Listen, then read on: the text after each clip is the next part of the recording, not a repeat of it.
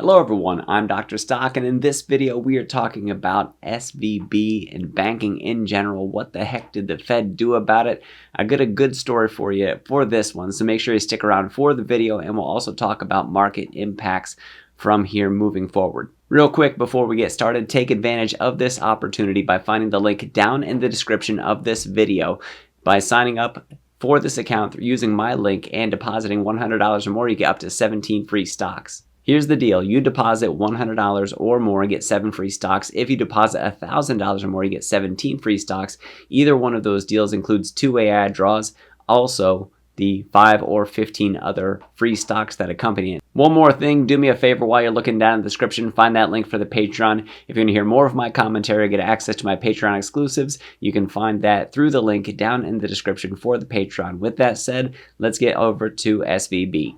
Alright, so first let's get some context on SVB and what the heck happened. So I think in order to understand that, we have to understand what happens with the deposits that banks receive, because they don't just hold on to all that money that wouldn't do them any good. What they do is they invest that money, and then through that investment they're able to pay a yield on that, and then they profit off of the spread between the yield that they receive through their own investments and the yield that they pay out. So that is just the way the banks operate. And so SVB wasn't doing anything criminal or special there. But essentially, here's what happened. So imagine that you handed me some cash. And what I decided to do, my investment was, I decided that I'm going to invest in Thai Beanie Babies. We're going to throw this back to the 1990s. Accompanying me in this video is Mystic. This comes from 1993. And if it holds true to what I saw on eBay, this is a rare find that you can get for $50,000.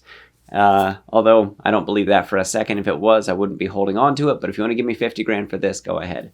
So imagine that every $15 that I got for a deposit that I was to hold on for you, I was going to get another Mystic the Unicorn, $15 a piece. We're going back to the early 90s for this one. And so I just collect a whole bunch of these rather than holding on to your money, because I'm going to get a return on my investment and it's going to pay off. And by the way, I'm going to give you a little bit of interest on that money that I'm holding for you as well. So that difference in between what I make from my investment on the Beanie Babies and from what I give you for a little bit of interest rate on top of that, that difference in between is where I make money. So now I'm operating sort of like the bank does. Well, here's where SVB got into trouble. Well, the market went out on Beanie Babies, so these that I bought for $15 a piece, well, nobody really wants them because, well, they're just not worth as much. They're not giving the same returns as other much more collectible things. So what SVB did was they had to dump all that stuff. So no more Beanie Babies, and they said in their letter to investors, hey, you know what? Beanie Babies are out. We're going to get Tamagotchis. And this is not a Tamagotchi. It's a USB hub. I don't have a Tamagotchi. I was just thinking of some collectible that followed it. So in their letter to investors, what they said was, you know, we dumped the old treasuries and mortgage-backed securities that we had, and we did that in exchange for new treasuries and mortgage-backed securities, ones that are going to give us a bigger yield on this to take better advantage of the spread. Well, it got sniffed out for the liquidity crisis that was sort of bubbling for them and possibly turning into insolvency, and that's exactly what happened. So here's what they did. They dumped all the Beanie Babies that they had, and they came up about $1.8 billion shy. And so they're like, hey, you know what? I am going to get these Tamagotchis. I just need $2.25 billion in order to do this. Who's with me? Who's going to invest with us?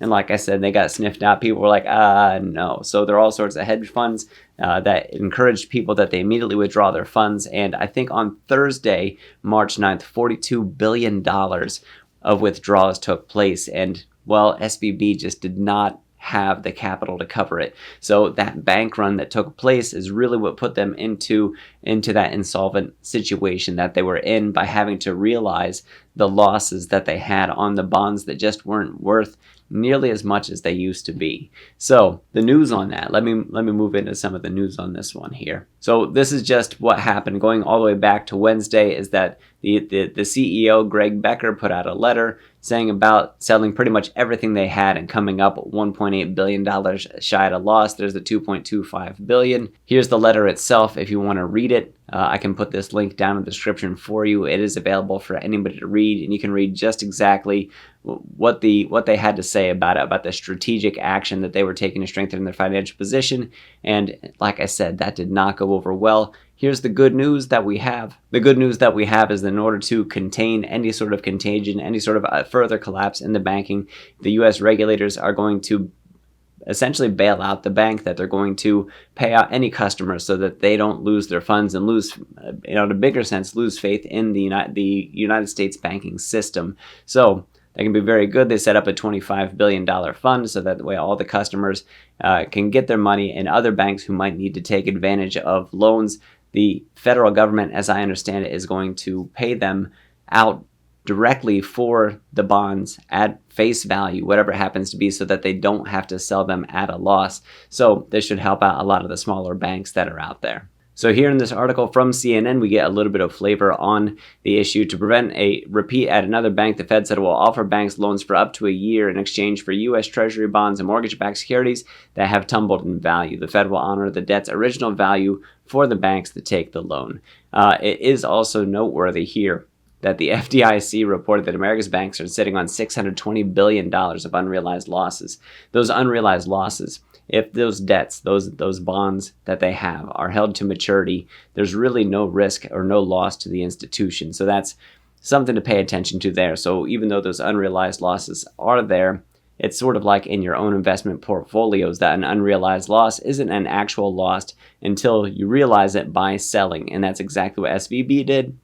And that's what got them in trouble. You could say that they sort of got margin called in a way, and then they were stuck foot in the bill, and they didn't have the funds there to do it. They became insolvent, and that's why FDIC put them into receivership. So about the $620 billion.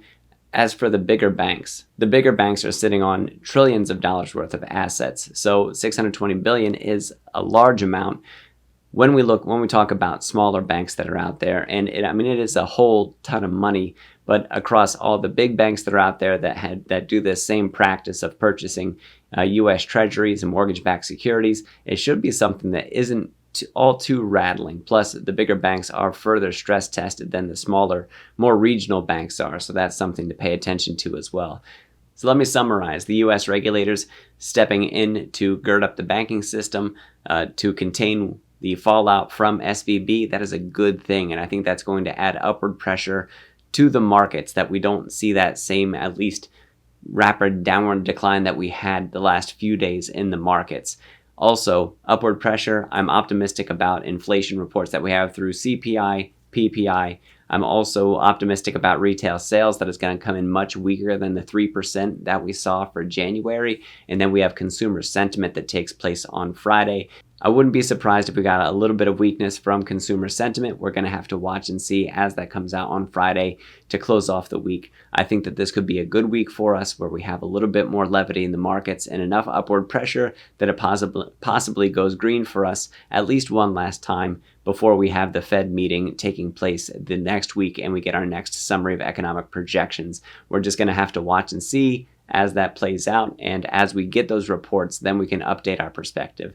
So thank you guys for listening. If you enjoyed my commentary and would like to hear more, check out that link in the description for the Patreon. Click it, sign up, check out my Patreon exclusives, come on over to the Discord, participate in conversation with me and my other community members. Also, get that link for Moomoo down in the description. Sign up, make your deposit, get your free stocks, and also just a few other things. Like button, subscribe button, and ring that notification bell to see anytime that my videos come out.